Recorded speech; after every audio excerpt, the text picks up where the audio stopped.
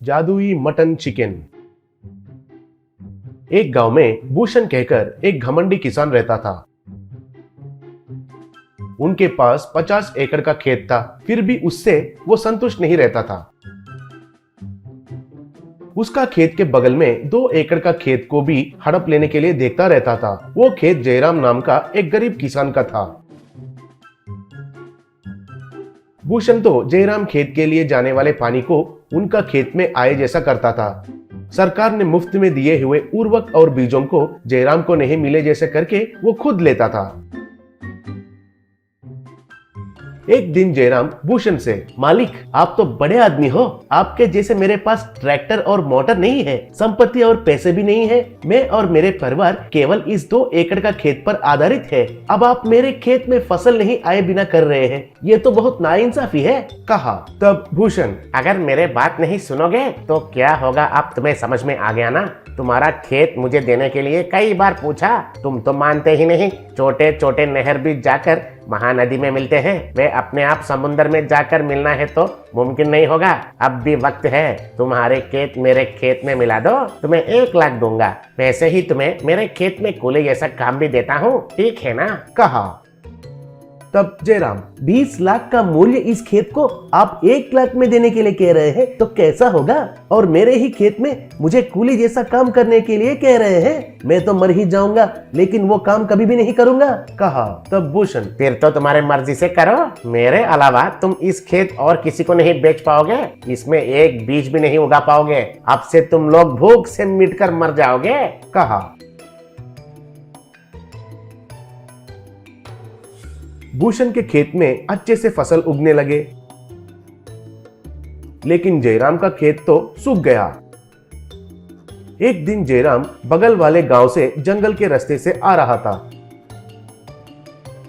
इतने में जयराम को मानवा मानवा कहकर आवाज सुनाई दिया। जयराम जाकर देखा तो एक बकरी और मुर्गी एक पिंजरे में बंद हुए थे। जयराम हैरान से उनके पास गया और जयराम, अब जो बात किया वो तुम ही हो क्या, पूछा। तब बकरी, हाँ मानव, मैं एक जादुई बकरी हूँ, ये जादुई मुर्गी है। हम इंद्रलोक से अकस्मात आकर इस भूलोक में गिर गए हैं। एक मांत्रिक ने हमें इस पिंजरे में बंदी कर दिया। सूर्यास्त के बाद आकर वे हमें खा जाएगा, इसलिए हमें आजाद करके हमारी जान बचाओ मानव, बोली। जयराम तुरंत उस पिंजरे को उठाकर उनको आजाद कर दिया।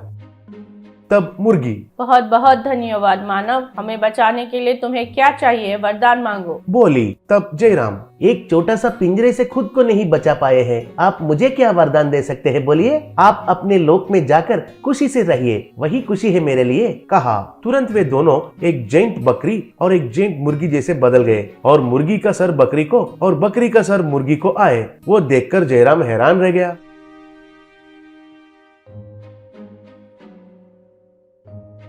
तब मुर्गी सर वाला बकरी, तुम्हारा हालत हमें समझ में आ गया है मानव, अब तुम निश्चिंत होकर घर जाओ, बाकी के बारे में हम देखते हैं, बोली।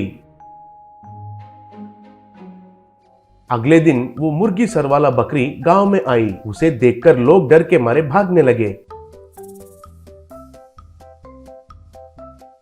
वो मुर्गी सर वाला बकरी सीधा भूषण के अनाज रखने वाले जगह में गई। उसे देखकर भूषण डर गया। वो मुर्गी बकरी उन अनाज के थैलियों को निगलने लगी।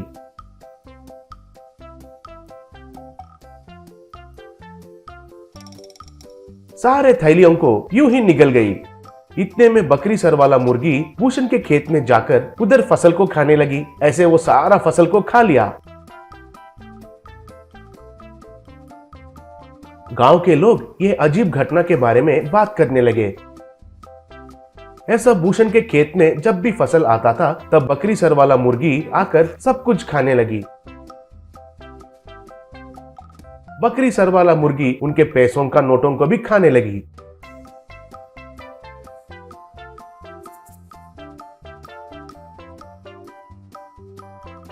एक दिन भूषण जयराम के पास आकर जयराम, तुम्हें मुश्किल पहुंचाने के लिए भगवान ने मुझे सही सजा दिया है। वो माया जानवर क्या है पता नहीं है, केवल मेरे ऊपर ही बदला रखकर मुझे सड़क पर खींच लिए। अब मेरे खेत को खरीदने के लिए कोई भी आगे नहीं आ रहे हैं, इसलिए तुम ही मेरा 50 एकड़ में खेती बाड़ी करके मुझे उसमें थोड़ा पैसा दोगे तो मेरा परिवार का देखभाल कर सकता हूँ। कृपया करके ना मत कहो। कहकर उनका हाथ पकड़ा।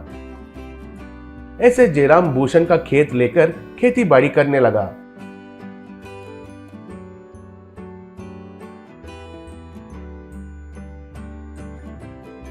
जयराम उस माया बकरी और माया मुर्गी को प्रणाम किया, तब वे आसमान में चले गए।